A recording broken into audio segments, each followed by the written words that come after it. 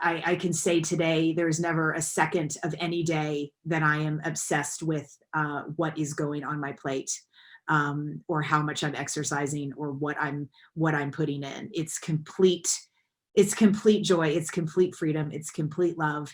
Yeah. And I do feel like I owe that to a plant-based diet.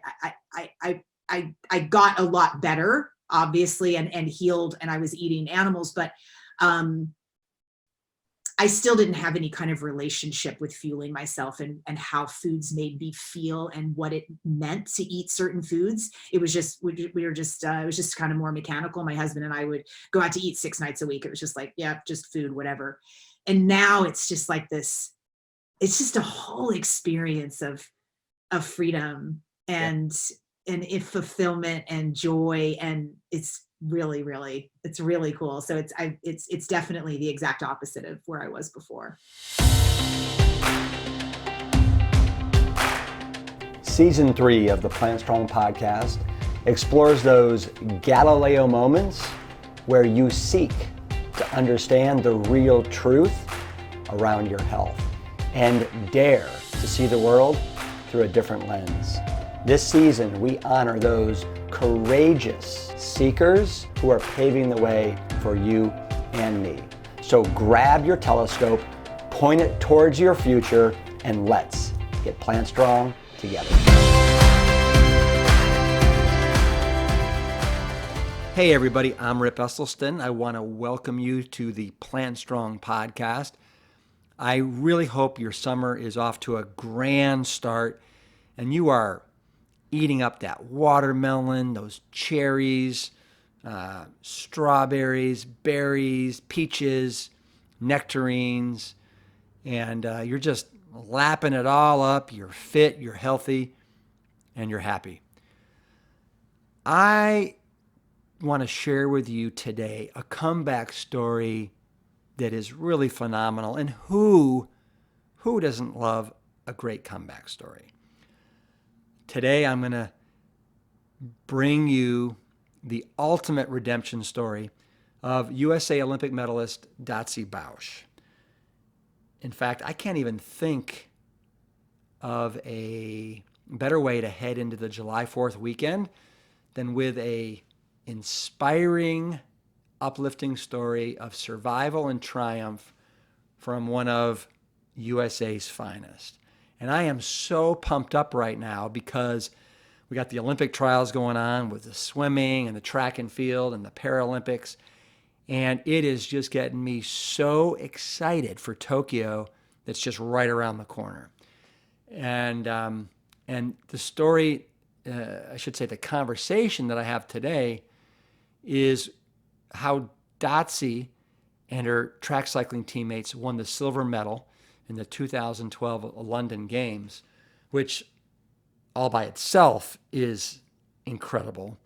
And in fact, this was highlighted in the Game Changers documentary, which I'm sure most of you have seen. But when you hear Dotsie's story and you understand what it took for her to get there, I think you're going to be even more blown away. For years, she battled a debilitating eating disorder, which left her on the brink of literally losing her life.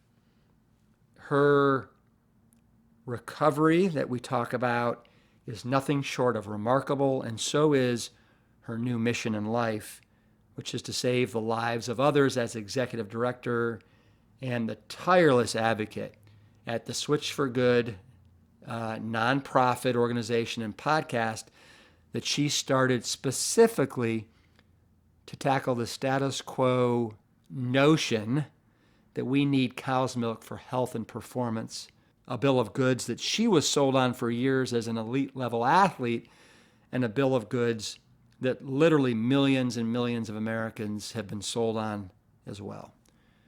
I think you're going to love hearing about her underdog triumph at the Olympics because it also is how she is approaching her work now. And she may be an underdog against some of the big, powerful, well-financed organizations that are out there, but I have little doubt that she'll stand on the podium once again with pride, knowing that she has saved the lives of millions of children, animals, and our planet. You have had quite an amazing life. And I want to talk about your journey today, being an athlete, being a plant-based advocate, somebody who has also battled addictions, right? And come through that in an amazing way. But I think for starters, if you could share with our audience, I'd love to start with your medal, right? So you won a silver medal in 2012 in London. What was that journey like for you? Meaning you were an 8-time US national champion. You were a 2-time Pan Am gold medalist. Did you go to the 2008 Olympic Games? No. Okay. No, I was on the long team, but I didn't make the final team. Okay. So this is something you wanted bad, right?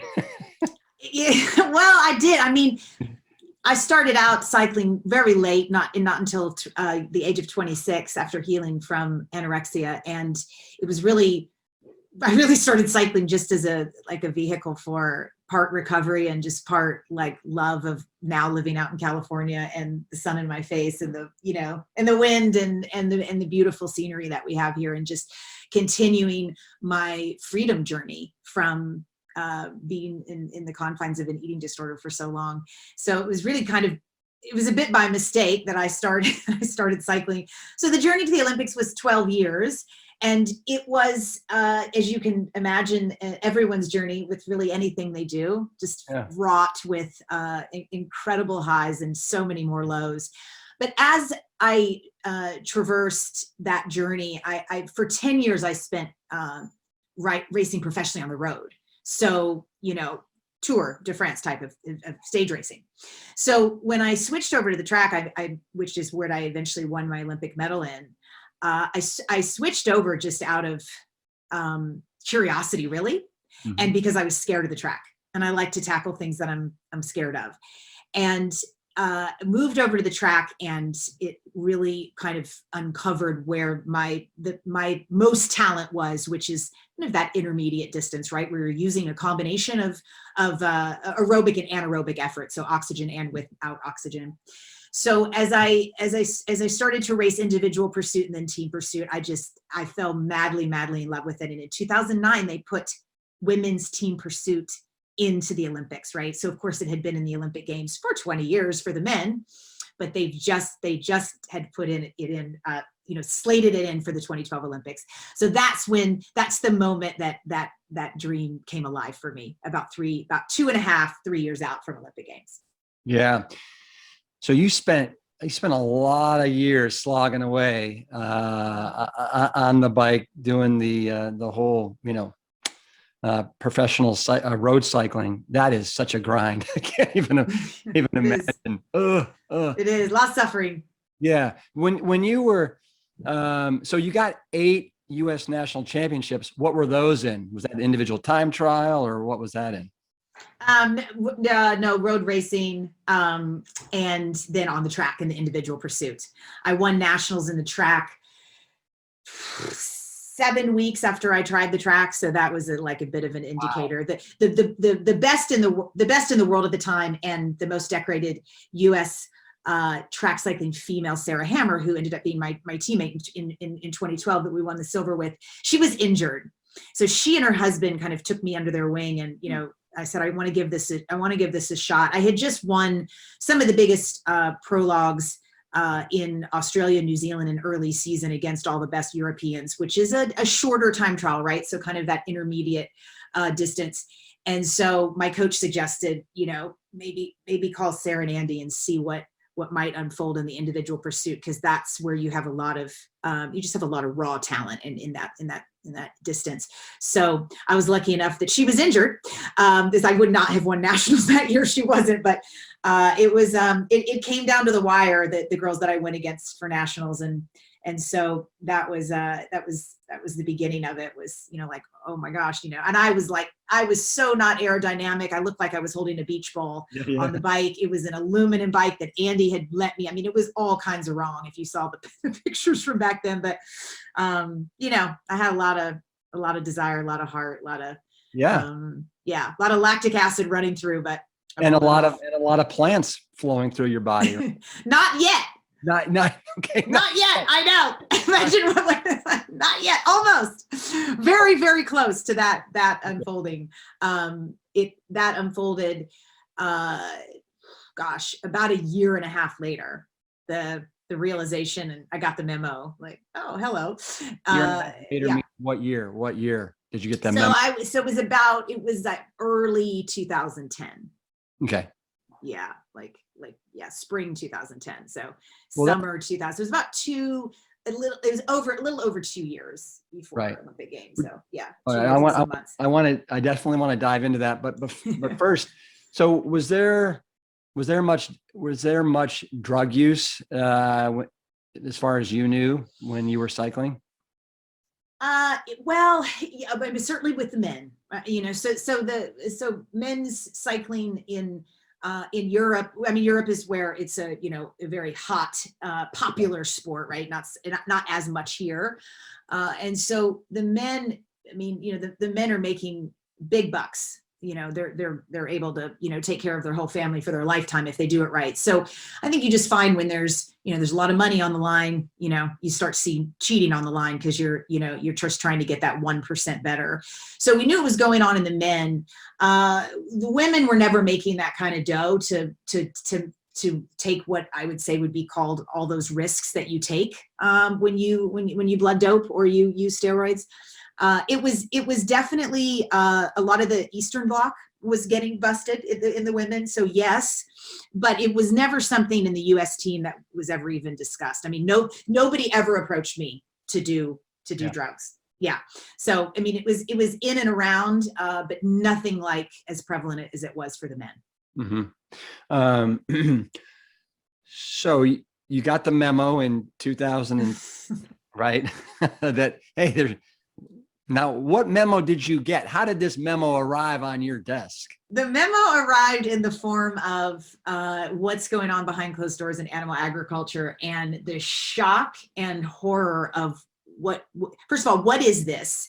This has to be an isolated incident, right? At least in America, was very Americana about it. Like, our government protects and serves its people over here, and that must include our food sources. This can't be real. This must be going on in some other country. This is, so just there was a curiosity of horror that was born, really, where it was just like, okay.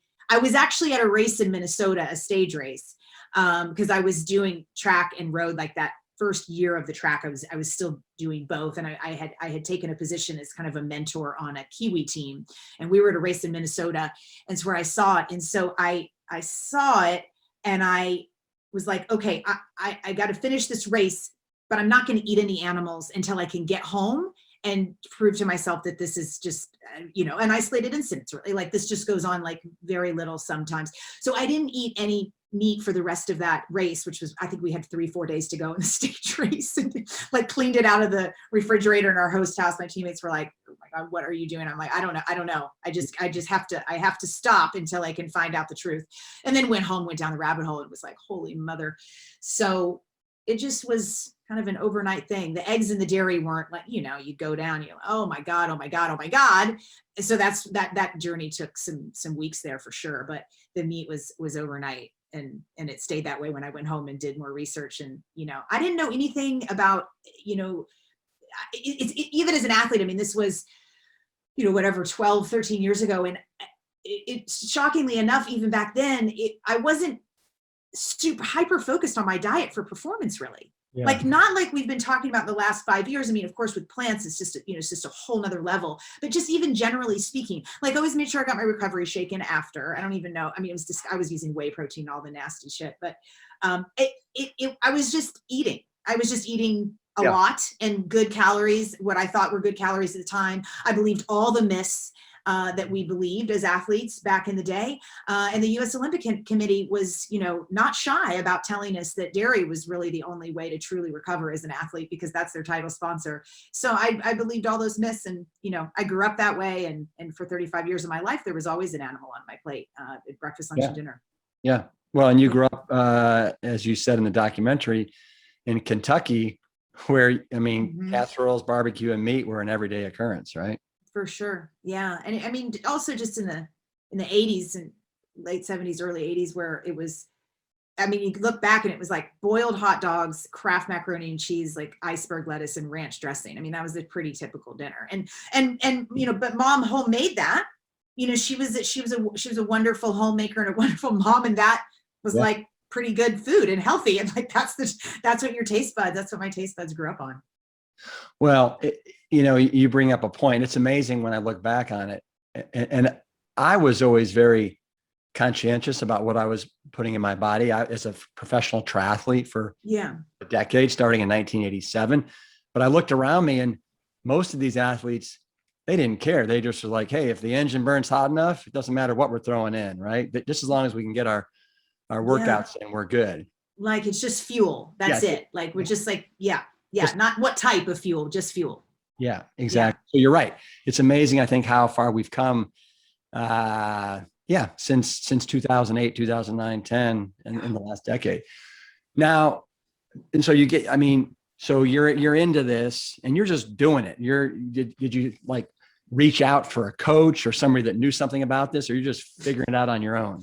I don't know that anyone knew anything about it, really. I don't, but obviously I know now kind of that Brendan Brazier was doing some stuff, and Robert Cheek. And obviously you were, but I didn't know about you yet. And I didn't know about them. So it was weird where and there wasn't Instagram. I wasn't on it till after Olympics. I remember so it was kind of like, it felt like this like strange secret world I was living in. It was just this, and obviously I probably could have sought out further and found people, but I didn't find it all that hard to transition. So I guess because I wasn't running up against things that were like a lot of blockades and a lot of things that were, I was feeling great immediately from it. I figured out very quickly that it was more volume, because it's not as calorically dense of food. So I wasn't struggling. So that's probably why I wasn't really reaching out for more answers. I just kind of, it was like, here's the flavor. I've always really I like bitter and I like vegetables, and I always lean towards those. So that was lucky, because I just liked that food along with, bacon and sausage, but I was always eating a lot of the other stuff too, a lot of plant food. So it just was like, oh, okay, so that stuff's going to go out. Figured out how to get the macronutrients in there. Very quickly after that, figured out it's the micronutrients that really matter, because that's what was really giving me that energy and that better blood flow and that good cell function and that waking up with energy and the recovery and everything. So it was, so now I'm not very nice to people who are transitioning. They're trying to tell me it's hard in freaking 2021. I'm an asshole. I have to get nicer, because it's like, what is the problem? Like, how are you not like diving right into this? It's I'm trying to. There are so many resources that are available now. Yeah. Weren't available a decade ago.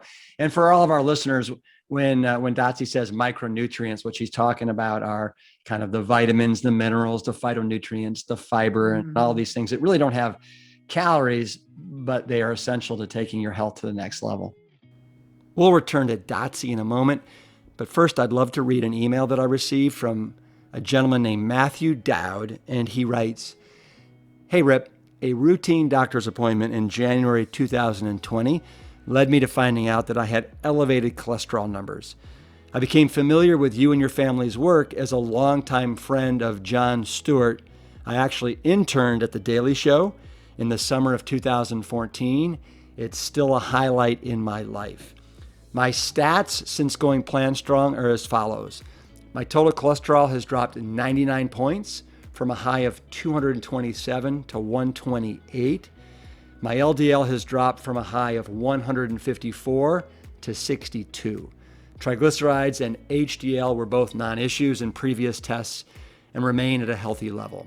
Just wanted to say thank you. I think I'm slowly influencing some family members to make changes, even if they are small and simple. Matthew Dowd, Kansas City. Way to go, Matthew. And I think it was super smart of you to follow the advice of Jon Stewart. And I wish that we had about 300 million more Americans that would do the same thing. But it's emails like these that really get me fired up. And in fact, you know what else gets me fired up? The 10th anniversary of Plant Stock. This year's event is going to celebrate the dawn of what I like to call the Plant Strong era, because we really are standing on the precipice of a new day at a time when the tipping point for plant-based lifestyles is fast approaching. We are in a zeitgeist. And for the past 10 years, we have been hosting our annual end of the summer event to showcase the luminaries, the, as we call them, Brock stars of the movement. This special event is called Plant Stock. And when it began, those of you who have been in our community a long time already know this. It was hosted under a big white tent at the Esselstyn family farm in upstate New York, just a short drive from the original location of Woodstock, and hence the name. But since that time, we've hosted 9 years of gatherings for people who are either brand new or well-seasoned veterans to the plant-based lifestyle. And we showcase the science, we celebrate the foods that allow us to live our best, most vibrant lives, and we connect with the greater community because community is one of our core values. This year's event will again be virtual, allowing us to reach as many people as possible with the fantastic news about plants. We'll be broadcasting from the farm and spend a weekend learning, laughing, and cooking with all of you. Featured speakers include my family, Ann, Essie, Jane, Brian. We have Dr. Michael Greger, Michael Clapper, Doug Evans, the Sprout guy, Doctors Dean and Aisha Shirzai, Cyrus Kambata and Robbie Barbero with Mastering Diabetes, Dr. Christy Funk, who wrote Breasts, the Owner's Manual. We have T. Colin Campbell and many, many others. So please save the dates, September 8th to September 12th, 2021. And I am so psyched to announce, in honor of our 10th anniversary, the first 1,000 people who register are going to get access to the full event for just $10 in honor of the 10th anniversary. So visit plantstrong.com/plantstock today for all the details and to sign up. Now, let's get back to the remarkable Dotsie Bausch.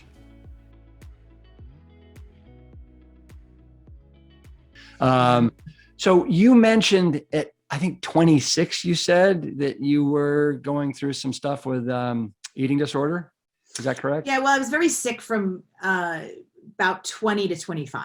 So 26 is when I started cycling. 26, I had been working on healing for a good couple of years, and was coming out the other end, was coming out healthy, was able to integrate into life again and work and have friends and just, you know, be in my body and then be in my life.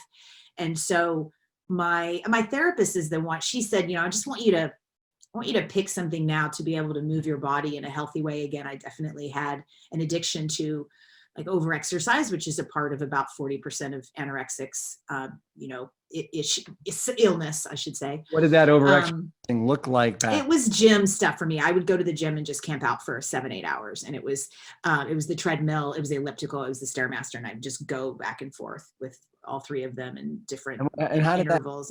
How did that begin? Was it a body image thing or what? No, for me, it began as a way to usurp control over my life. I had graduated college, and it's my dog, sorry about that.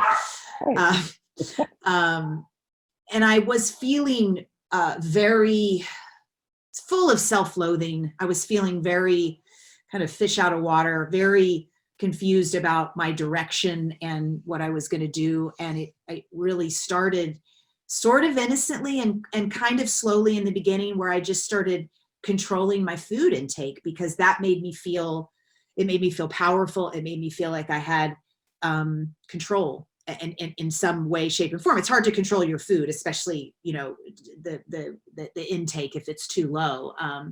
And then I started experiencing a high off of, it's a euphoria when you starve yourself, you know, and everyone will tell you that who has gone down that. And so Hey, I was doing drugs, and got really, you know, really sick with anorexia, and it completely spun out of control. Obviously. And I remember feeling, I was living in New York at the time. I had left Philadelphia, where I went to college, and had moved to New York. And I remember feeling like I wanted to get so small that I would disappear and no one would notice me anymore. It was definitely, it was kind of the opposite of some anorexics will say, you know, it was trying to be noticed, someone noticing that something's going on with you. And I had like the opposite, like I didn't want anyone to see me anymore. how did you get? How small did you get? Under 100 pounds. I'm 5'9". Uh-huh. It was, it got quite ugly. In and out of treatment multiple times. And then, you know, when I finally had a reckoning, after 2 suicide attempts of, you know, I'm going to lose my life to this if I don't just at least try to get better. And as any, you know, struggling or in the midst of eating disorder, especially anorexia, will tell you that there is no part of you that feels like this won't ever not be a part of your life. So you go to treatment, or you get a therapist, and you go through healing, and you truly believe that you will never actually be free of it. That will always be a part of your life, but maybe it could just get a little bit better. And I believe that, and that's how I started. But I believe the exact opposite now. And there are plenty of people that don't think that that there's complete recovery, similar to, you know, alcoholics, right? Like you're not ever 100%. If you have to be very, very present and very aware. Obviously you can't be abstinent because you have to eat, but I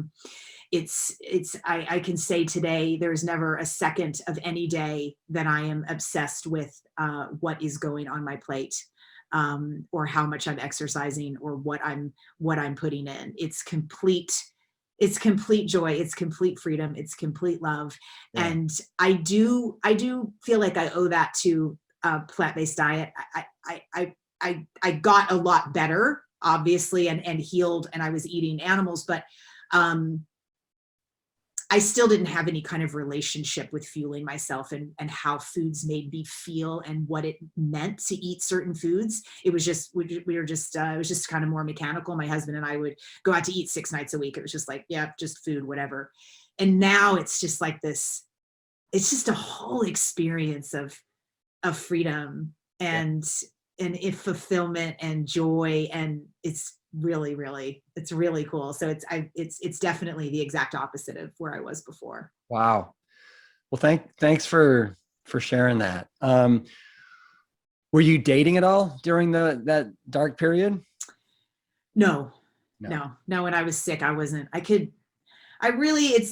had pretty bad foggy brain, which anorexics will speak about. And just where you're not, I was down to like 175 calories a day. I got it down to that. Some get it down to 0.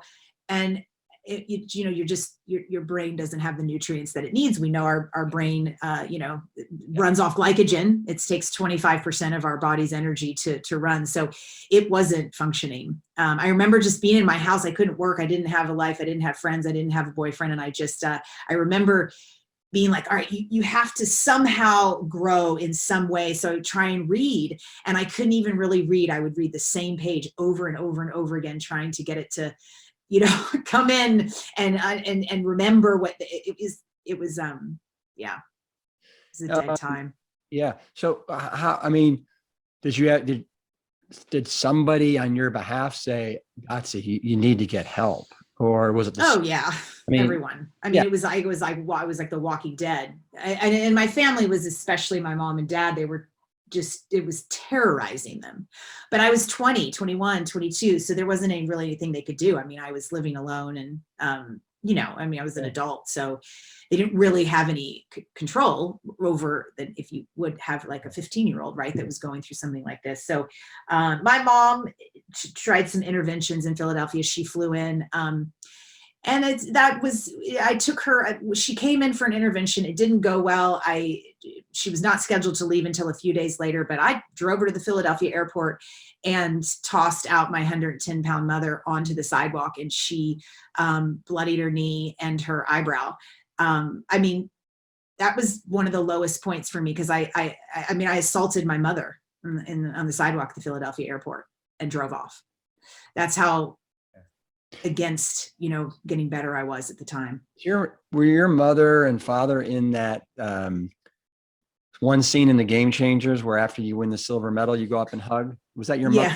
Yeah, that's mom and dad. Yeah. Well, my husband, I think it's like a big that over the wall kissing scene, because for whatever freaking reason we couldn't get to them. It was like, why are we trapped in the outside of the velodrome where we can't see our families after it was over? Well, I mean, as parents, I can't.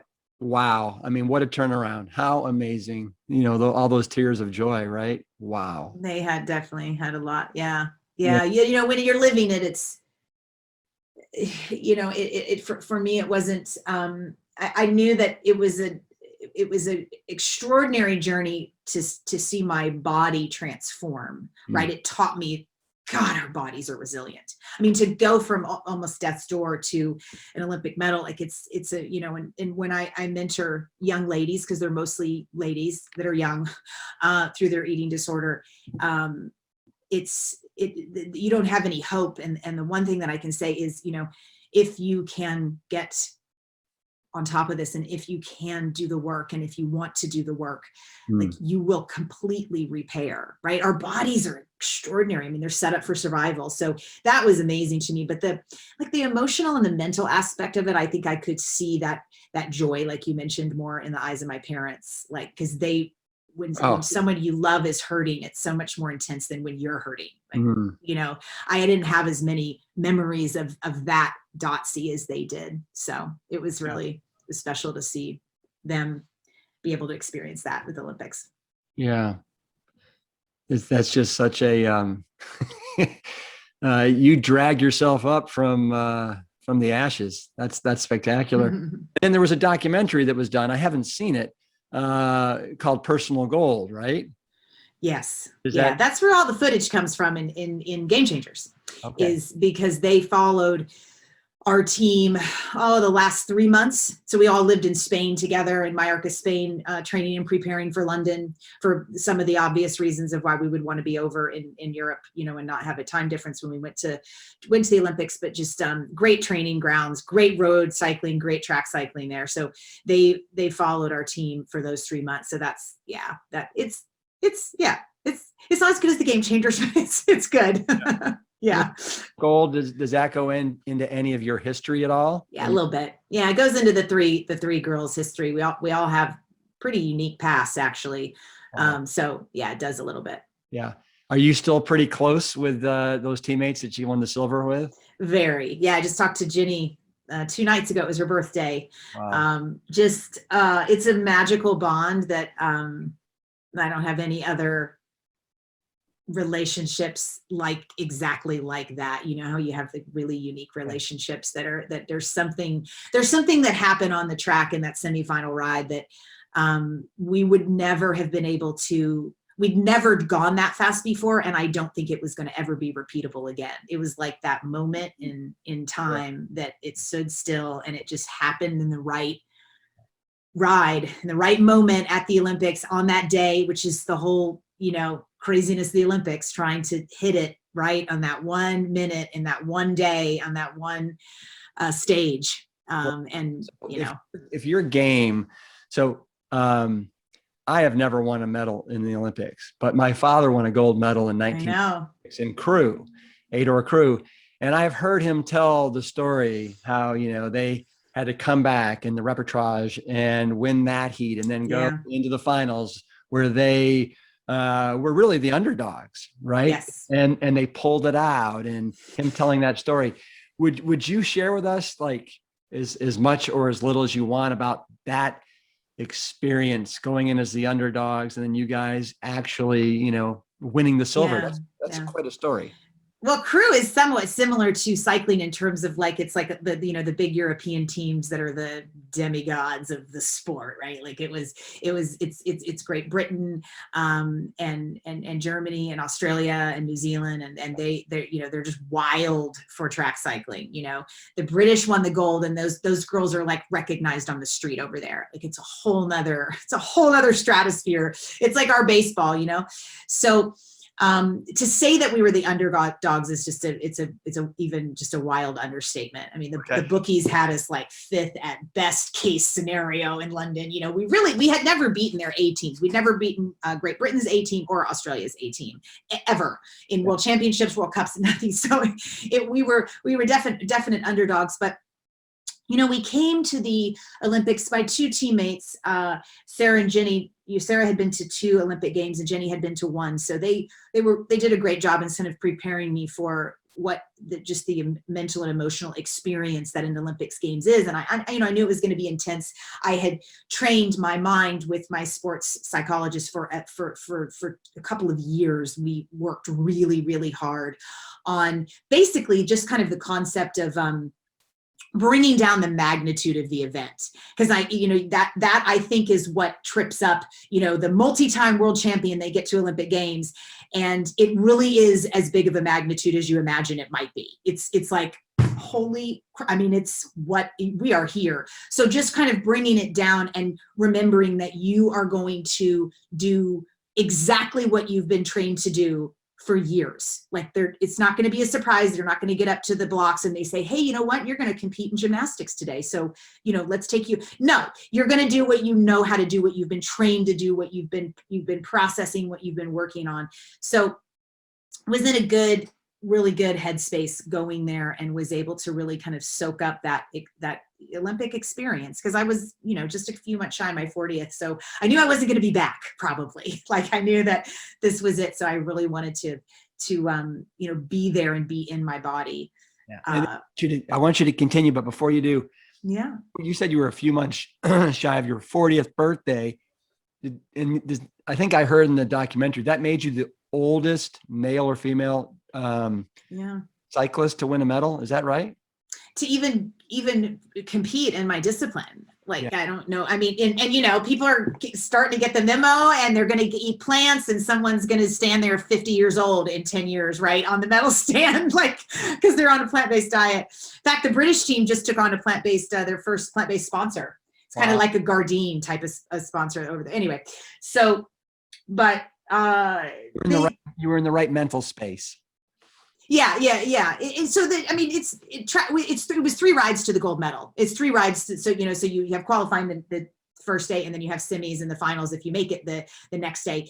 Qualifying, we ended up qualifying second to the Brits. So that was, and it was tightly packed. The 4 countries under the British. I mean, by just marginal tenths of a second. So did you think you'd qualify second, or was that like, wow, that was amazing? No, I mean, the dream is to qualify second or third, because in semis, first rides against fourth, second rides against third, fifth rides against eighth, sixth rides against seventh to then go. So the dream is to qualify second or third or first. I mean, right, but then you're going to ride against somebody that's more closely matched. The time, is it the time then, as opposed to? So the qualifying is all based on time, and then you're seated, and then the next is it's beating the other team, and that's where the beauty of team pursuit comes in, because you're literally in pursuit of the other team on the track. So then you're just riding head to head. So the next day was the semifinal ride. Australia qualified third. We rode against Australia. Young, talented team. These ladies are 21, 22, 23, literally born and bred for this. Yep. Were selected out of their schools at 5 to, go through the Australia Institute of Sport and become these stars. And I think the fact that our team was older. I mean, I was definitely the oldest, but Sarah's 10 years younger than I am and Jenny's 6. So we were older than they They were. And I think we just had a bit more of a, just a little bit more of an awareness, a little bit more confidence, a little bit more of a calm about that semifinal ride. Like, just we knew what we had to bring, and it was big, and it was going to be something that we had never produced before, ever. Yeah. But we just rode smarter. They came out super hot. And if you come out super hot in team pursuit, as some people know, our bikes are fixies, there's no brakes, and it's one gear. So in order to get up to speed in that gear, it's a massive lift off of the blocks, 800, 900 watts to even get off the blocks. And then you are in a big ass gear. We rode 102-inch gears for the track techies out there at the Olympics. They're riding like 106-inch gears now. And so if you go out too hot, you can't shift later. On the road, you're at triathlon for years. You shift, flush it out, come back on top of the gear. You can't do that. So you are just effed if you go out too hot. Like, that's all there is to it. And that's what the Aussies did. I think they kind of came out too hot for a couple of reasons. One could potentially have been a little bit of nerves, but two, I think they were trying to put us in the hot seat and put us on the defensive. And it worked, because we were down 1.6 seconds with about 4 laps to go. No one's ever come back in Olympic history in team pursuit from that deficit, ever. It's forever. It's almost 2 seconds. Like, it's a really long time. It's unheard of. It's totally unheard of. I mean, it's a lot of time, but we beat the Aussies on the line by 8/100ths of a second that took us in the gold medal. It was close. It was very tight. It's a great video. Like, it looks obviously like we, crossed the line at the same time, but anybody that wants to see it, go to the Game Changers on Netflix for sure. And so, okay. So you got the silver, and were you guys just like, holy? Yes. Yeah, for sure. It was like, what the just happened? I mean, that was the semis, right? So then we went to the gold medal match, and we lost, right? We lost to the Brits. So, they've always said that the saddest people at the Olympics are the silver medalists, because you lost your final, whereas the bronze medalists won their final, right? So, but it was a whole nother story for us. I mean, I remember being on a high for just many, many, many days and weeks. I mean, it was something that we'd never produced before. And like I said, I don't think we would have ever again. And we knew that. We knew what we brought that day. And it was the very best that we had. And when you just deliver your very best, I mean, at the end, it just doesn't super matter what color the medal is, or if there's even a medal, right? Like, we laid down something completely unprecedented from the American team. Right. So, yeah. Well, you did the right time in the right place, and in exchange, you got a silver medal. How do you feel like that medal has changed your life? Well, I'm really most grateful for it, to be able to save lives, right? Like, it's now we're in a space where it's actually intriguing to people to hear about athletes eating plants. I mean, so it really, now it's just, I find it to be, I mean, obviously it was an extraordinary personal experience that I'm proud of, but the Olympics also come and go, and now it's history. And, like your dad knows, it's way history, and life goes on, and there's, so now it's just this, I look at the medal, and it's just like this enormous vehicle to save lives. And that's because I feel like that's why I was put on planet Earth. And I didn't recognize that for, till maybe age 40, really, that's what I was going to spend the rest of my life doing. So that's what it means to me now. So you are now saving lives. In fact, in 2018, Veg News named you one of the top 20 most influential vegans on the planet. That's pretty amazing. Whatever that means. Yeah. Hey, we'll take it. You have the Switch for Good nonprofit that you started. You also have the podcast. Tell me about the nonprofit and what that's about. Yeah, well, the origin story of the nonprofit was not to build a nonprofit at all. It was to kind of go up against the long-standing belief that athletes need cow's milk to repair and recover after having lived through so much inundation of cow's milk at the training centers where I trained for years, and this bizarre belief that I held to myself until the last couple of years when I, like we talked about, got the memo. It's like, what is going on? So in 2018, got together. I just had this idea, we all know the milk commercials, and then they go crazy during the Olympics because it's the US Olympic Committee's title sponsor. And so I was watching Olympic trials in 2018 and was seeing a lot of milk commercials. And I just had this moment, like on the couch by myself, like, somebody needs to do something about this. Like, how long are we going to let this lie live? I mean, when are we going to say, what the hell? And then I was like, I kind of thought, well, I guess I could say something, because it doesn't seem like anybody specifically is about this one problem. So got together some funders, and Louis directed the commercial in one day in Los Angeles.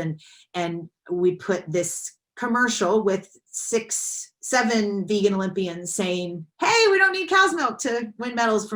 They were from 4 different countries, so really diverse crew of Olympians. And it ran on the closing ceremonies in Washington, D.C., and then the dairy industry kicked it off, so it didn't run in the rest of the 5 markets that it was supposed to run. So they're able to kick it off. They have that kind of power, huh? Follow the money, right? So they advertise with NBC more than we do, which was never until this moment. And so, we'll never know the true story, but yeah, either the USOC or the dairy industry called NBC and said, shut this down. We did get our money back. We ran it the next week on ABC, pre and post Oscars, but not the effect.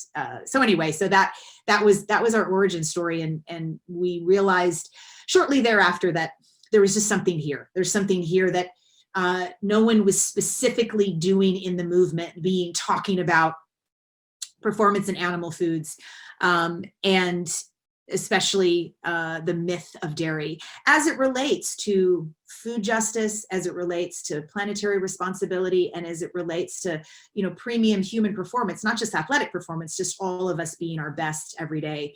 And so the nonprofit got off the ground. So we do a lot of, behavior change work, but mostly we're focused in the area of in the areas of research and changing laws. And so we've got we were able to make big changes to the new dietary guidelines that came out at the end of last year to get soy milk nutritionally equivalent to cow's milk in schools for children.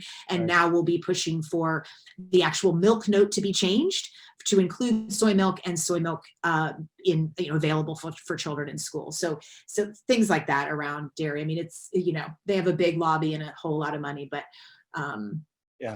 needs to be worked on. Yeah. Are you the executive director? Yes. Yeah. Wonderful. And I love the name Switch for Good. I love the double entendre on good. Yeah. Switch for good, meaning forever, or switch for good because it's a good thing, right? Yeah. It's good. Thanks. Good. It's good. And then you also have the Switch for Good podcast, you and Alexandra Paul. How long have you had that going? Just 2 years. I think it's just a little over 2 years. Yeah. Yeah, gosh, she's just an extraordinary human. You guys are amazing to do it by yourself, but I don't think I'd want to. I love having my buddy, with just batting back and forth and in ideas for the show, and then with the guests, and it's listen, there's lots of things. No, there's lots of times when it's very lonely, right? Just being a one-person show, and it'd be nice to have a compadre there. You can take a breather. Right. Yeah. She thinks of things that I'm not thinking of to traverse or ask it's pretty cool. Yeah. So tell me this, you and I both love our troughs. I've actually got a commercialized Rips Big Bowl cereal. That's my trough. What is, when you refer to your trough, is that a breakfast, a lunch, a dinner, or what is that? I would say it's mostly like lunch or dinner, because I've never been that into food until I switched over to plants and just found the whole world very intriguing and all new tantalizing flavors. But still, nonetheless, there's still the athlete in me that if I can't make something in 15 minutes, I'm just annoyed. And I won't spend an hour in the kitchen making dinner. It's just not happening. Yeah. So these layered trough bowls work for the taste buds and for the satiety and, the volume to have you be healthy and full. So usually they're layers, and I kind of work them in what my husband and I are in the mood for, kind of ethnicities like you do when you go out. Do we feel like Thai? Do we feel like Japanese? Do we feel like Italian? That's what we do. And then we just boom, boom, boom. And it's like grains, greens, nuts, seeds, beans, whatever it's going to be. And like Italian night always has the field roast sausages on it. And we do burger night. That is not a trough bowl. That's probably the only thing that's not layered. It's just an easy, fun, satiating way to eat, I find.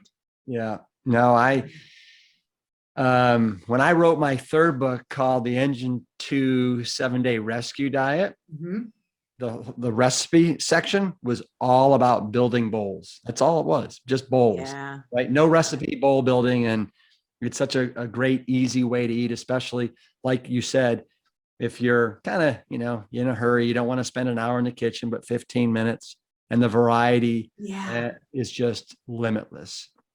True. Yeah, I feel like it is too. Yeah, you almost can try something new, a little bit new almost every time. Oh, what if you throw this in there, this seed or this spice, or it's just, it's cool. What are you doing these days for training, staying in shape? Are you still into the bike? Yeah, well, not the track, because I don't like to, or nor do I have the time to drive to ride, right? Because the track's up in Carson, the indoor track. But I'm really into mountain biking. I just find it so freeing, and there's no cars, and it's very challenging, and obviously my legs go around in circles well. So it's kind of like I'm good at it, but I'm not as good at the technical parts. And I just feel like I love seeing how I can improve in those areas. And I can be found doing a spin class, a couple times a week, which is I just love that, like 50-minute, like pound it out, my body does it well. And I just get a great sweat and, Well, I love in the Game Changers when you were referring to how you didn't know if you were going to survive, and you started eating this way and you became a machine. Yeah. It's crazy, isn't it? I still feel that way to some. I'm not nearly as fit, but I think it's a bit odd. I'm 48 now, and a lot of people my age don't necessarily feel that great, and I literally feel absolutely freaking amazing every day. I just don't have, and I'm starting to be aware that that's going to be more and more rare, right? Like as people get into their 50s, and it's like a lot of people have a lot of complaints about a lot of things going on in their body, and it's like, I think it's the plants.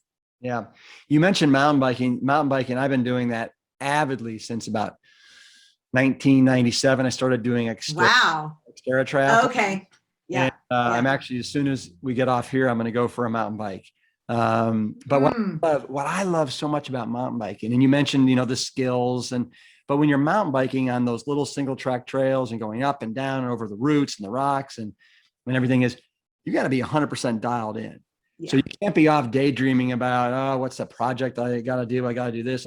So to me, it's such a great way to just like focus on what I'm doing singularly and not be worried about anything else. Yeah, I do. I know. I love that about it too, because it's going to be gnarly on the mountain bike if you crash, like for sure. You're going to do some damage. So it's really, I find that too. It makes me hyper focused, and it's just all this stuff just leaves, right? Like your processing just dissipates, and you're just there. You're just present. It's hard to be present these days. Yeah. Well, Dotsie, this has been an absolute pleasure. I can't even tell you, our mutual friend, Gene Stone, mentioned he met you at a book club and was mentioning how wonderful you were. And I'm like, oh my God, I totally need to get Dotsie on the podcast. And I'm so glad that we made it happen. You are me too. Such a pioneer and so courageous. And your story of, coming just back from the ashes to a silver medal and a life where you are making such incredible We're saving so many lives across a broad spectrum, human lives, animal lives, planetary lives. Thanks, Rip. I want to thank you for that. And I want to say how much I look forward to meeting you the next time when I'm in LA. Awesome. Peace, Engine 2. Yep. Keep it plant strong. Cool. I like it. Okay. Thank you, Dotsie, and your team at Switch for Good. Love all the great work that you're doing. It is most definitely time to ditch the dairy and experience all the benefits that you're going to gain by doing so. You may not win an Olympic medal, but your body will think you can, and that is what it's all about. Feeling like a champ. Okay, everybody, have a wonderful and safe weekend. And if you're here in the United States, happy 4th of July, and enjoy a Plant Strong picnic. If you need some ideas for a summer grilling guide, you can grab our free summer grilling guide at the link on the episode page at plantstrongpodcast.com. Peace, Engine 2. Keep it plant strong.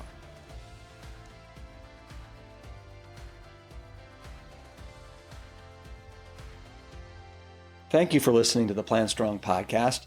You can support the show by taking a quick minute to follow us wherever you listen to your favorite podcasts. Leaving us a positive review and sharing the show with your network is another great way to help us reach as many people as possible with the exciting news about plants. Thank you in advance for your support. It means everything.